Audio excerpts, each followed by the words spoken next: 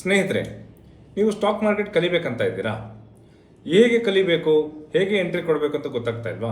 ಅದಕ್ಕೆ ನಾನು ಒಂದು 10 ಪಾಯಿಂಟಲ್ಲಿ ನಿಮಗೆ ಸ್ಟಾಕ್ ಮಾರ್ಕೆಟಲ್ಲಿ ಯಾವ ರೀತಿ ಒಂದು ಬಿಗಿನರ್ ಆಗಿ ನೀವು ಒಂದು ಟ್ರೇಡಿಂಗ್ನ ಸ್ಟಾರ್ಟ್ ಮಾಡ್ಬೋದು, ಹೇಗೆ ಕಲಿಬೋದು ಅನ್ನೋದನ್ನು ನಾನು ನಿಮಗೆ ಹೇಳ್ಕೊಡ್ತೇನೆ. ಮೊದಲನೇದಾಗಿ ನೀವು ಏನು ಮಾಡಬೇಕು ಅಂತ ಹೇಳಿದ್ರೆ, ಒಂದು ಡಿಮ್ಯಾಟ್ ಅಕೌಂಟ್ನ ಓಪನ್ ಮಾಡ್ಕೋಬೇಕು. ಆ ಡಿಸ್ಕ್ರಿಪ್ಷನಲ್ಲಿ ನಾನು ಲಿಂಕ್ ಕೊಟ್ಟಿದ್ದೀನಿ. ಕೆಲವು ಬ್ರೋಕರ್ಸು ಡಿಮ್ಯಾಟ್ ಅಕೌಂಟ್ ಪ್ರೊವಿಷನ್ ಕೊಡ್ತಾರೆ. ಅಂದರೆ ಕೋಟಕ್ ಅವರು, ಝೀರೋದಾ ಇರ್ಬೋದು, ಏಂಜಲ್ ಒನ್ ಇರ್ಬೋದು, ಧನ್ ಇರ್ಬೋದು, ಸರಿನಾ?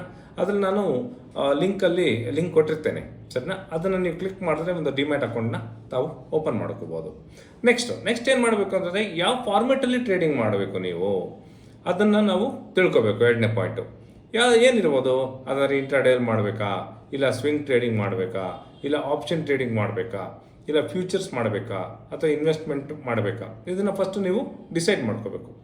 2ನೇದಾಗಿ.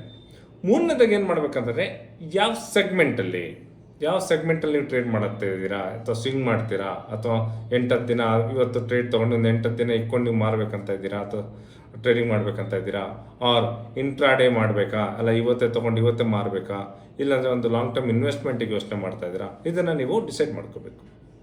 4ನೇದಾಗಿ, ಒಂದು ಟ್ರೇಡಿಂಗ್ ವ್ಯೂ ಅಪ್ಲಿಕೇಶನ್ಗೆ ಹೋಗ್ಬಿಟ್ಟು ನೀವೇನು ಮಾಡ್ಬೋದು ಅಂತಂದರೆ, ಟ್ರೇಡಿಂಗ್ ವ್ಯೂನ ಚಾರ್ಟ್ಸ್ನ ವ್ಯೂ ಮಾಡ್ಬೋದು. ವ್ಯೂ ಮಾಡಿಬಿಟ್ಟು ಅದು ಯಾವ ರೀತಿ ಯೂಸ್ ಮಾಡೋದನ್ನು ನೀವು, ಯಾವ ರೀತಿ ಮೂಮೆಂಟ್ಸ್ ಆಗುತ್ತೆ ಆ ಚಾರ್ಟು ಟ್ರೇಡಿಂಗ್ ವ್ಯೂ ಅಲ್ಲಿ, ಅದನ್ನು ನೀವು ಅಂಡರ್ಸ್ಟ್ಯಾಂಡ್ ಮಾಡ್ಕೋಬೇಕು. ಅದಾದಮೇಲೆ ಪ್ರೈಸ್ ಆ್ಯಕ್ಷನ್ ಏನಿದೆ, ಪ್ರೈಸ್ ಆ್ಯಕ್ಷನಲ್ಲಿ ಯಾವ ರೀತಿ ಒಂದು ಸ್ಟಾಕದು ಪ್ರೈಸಸ್ಸು ಹೇಗೆ ಅಪ್ ಆ್ಯಂಡ್ ಡೌನ್ ಆಗ್ತಾ ಇರುತ್ತೆ, ಆ ಪ್ರೈಸ್ ಆ್ಯಕ್ಷನ್ ಮೂಲಕ ಸಪೋರ್ಟ್ ರೆಸಿಸ್ಟೆನ್ಸ್ನ ಮಾರ್ಕ್ ಮಾಡ್ಕೊಂಡು ಹೇಗೆ ಟ್ರೇಡಿಂಗ್ ಮಾಡೋದನ್ನು ನೀವು ಕ್ಯಾಂಡಲ್ಸ್ಟಿಕ್ ಪ್ಯಾಟರ್ನ್ ಮೂಲಕ ಅದನ್ನು ಕಲಿಬೋದು.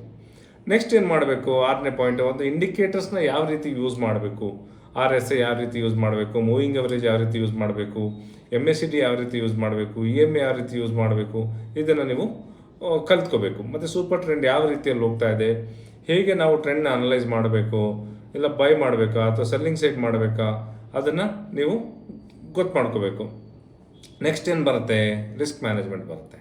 ರಿಸ್ಕ್ ಮ್ಯಾನೇಜ್ಮೆಂಟು, ನನ್ನ ಬಂಡವಾಳ ಎಷ್ಟು, ನಾನು ಎಷ್ಟು ಲಾಸಸ್ ಬೇರ್ ಮಾಡ್ಬೋದು, ನನ್ನ ಪ್ರಾಫಿಟ್ ಎಷ್ಟು ಅಂತ ಒಂದು ಕನ್ಸಿಸ್ಟೆನ್ಸಿಯಲ್ಲಿ ನೀವು ಕಮ್ಮಿ ಲಾಸ್ ಮಾಡ್ಕೊಂಡು ಜಾಸ್ತಿ ಪ್ರಾಫಿಟ್ಸ್ ಮಾಡೋ ರೀತಿಯಲ್ಲಿ ನೀವು ಯೋಚನೆ ಮಾಡಬೇಕು. ಮತ್ತೇನಿದೆ, ಸ್ಟ್ರಾಟಜಿ, ಯಾವ ರೀತಿ ಒಂದು ಸ್ಟ್ರಾಟಜಿ ನೀವು ಮಾಡ್ತಾ ಇದ್ದೀರಾ, ಬೈ ಸೈಡ್ ಮಾಡಬೇಕಾ ನಾನು, ಅಥವಾ ಸೆಲ್ ಸೈಡ್ ಮಾಡಬೇಕಾ ಟ್ರೇಡಿಂಗು, ಇದನ್ನು ನೀವು ಅನಲೈಸ್ ಮಾಡ್ಕೋಬೇಕು ಸ್ಟ್ರಾಟಜಿ ಮೂಲಕ.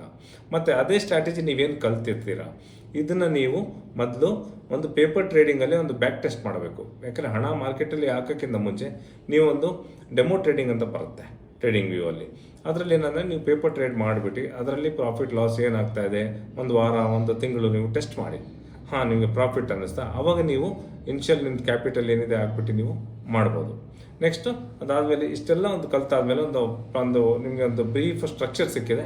ಆಮೇಲೆ ನೀವು ಲೈವ್ ಟ್ರೇಡಿಂಗ್, ನಿಮಗೆ ಪೇಪರ್ ಟ್ರೇಡಿಂಗಲ್ಲಿ ಪ್ರಾಫಿಟ್ ಆದರೆ ನೆಕ್ಸ್ಟ್ ಲೈವ್ ಟ್ರೇಡಿಂಗಿಗೆ ನೀವು ಹೆಜ್ಜೆ ಇಡ್ಬೋದು. ಸರಿನಾ? ಹೆಚ್ಚಿನ ಮಾಹಿತಿ ನಿಮ್ಗೆ ಇನ್ನೂ ಏನನ್ನು ಕಲಿಬೇಕಾ, ಒಂದು ಸೆಕ್ಷನ್ ಇದೆ ನಮ್ಮ ಹತ್ರ.